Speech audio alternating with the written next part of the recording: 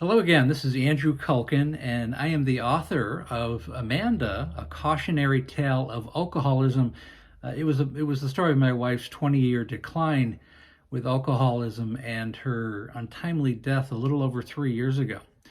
Today I want to talk about ways that alcoholics directly affect their loved ones, their family.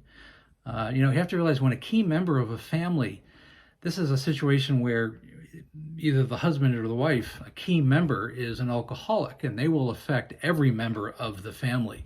Now, the adage that if someone is an alcoholic, their family will suffer in much the same way as the one who is addicted is very true.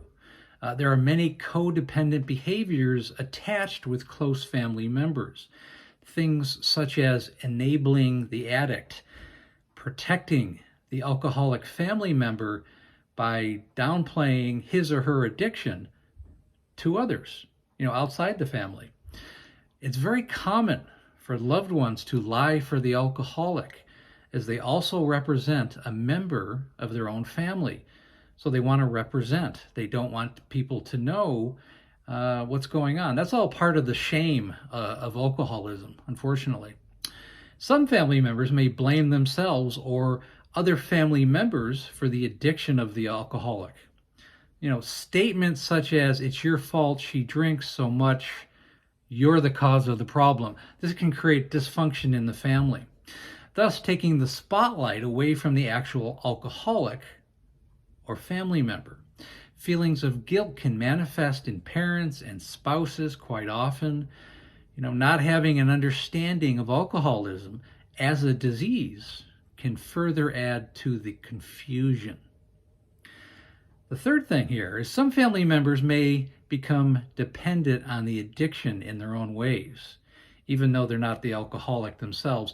Addicted to caring for the afflicted alcoholic or constantly worrying about them directly can affect their own life.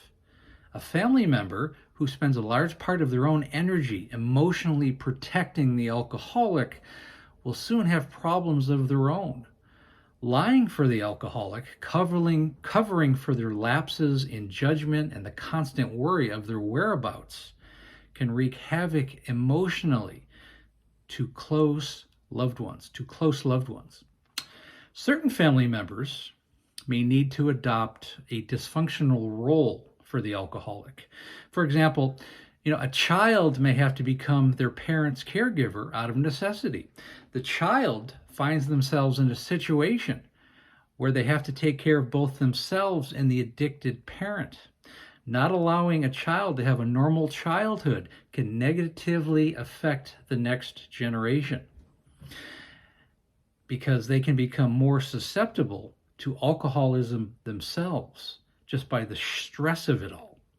Children may eventually develop feelings of disgust, resentment, and anger, and leave the family unit entirely when they grow up, sometimes never to be seen again, which is a very unfortunate side problem.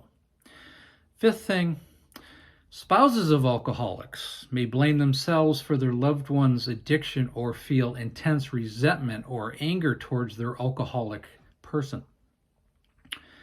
Some may enable the addiction and allow for its continuance by providing financial and emotional support. That's the classic definition of enabling. Many spouses of alcoholics are codependent on the alcoholic and the emotional roller coaster the addiction creates. Dealing with the addiction of a loved one can also become a strange comfort zone over time. People can get used to anything, even if it's a horrific lifestyle, even if it's a horrific problem within the family. Constantly wishing for the best and being emotionally attached to the upheavals can wreak havoc physically, emotionally on anyone attached to the addicted.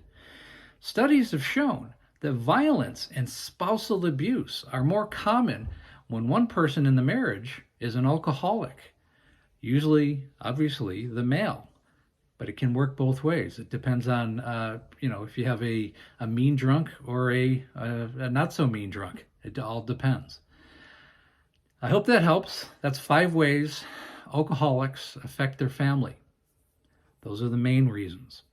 Again, you can go to www.amanda, A Cautionary Tale, sign up for pre-orders, the coaching program. All of this is coming out in the fall of 2023. Thanks for listening, and we'll talk again soon.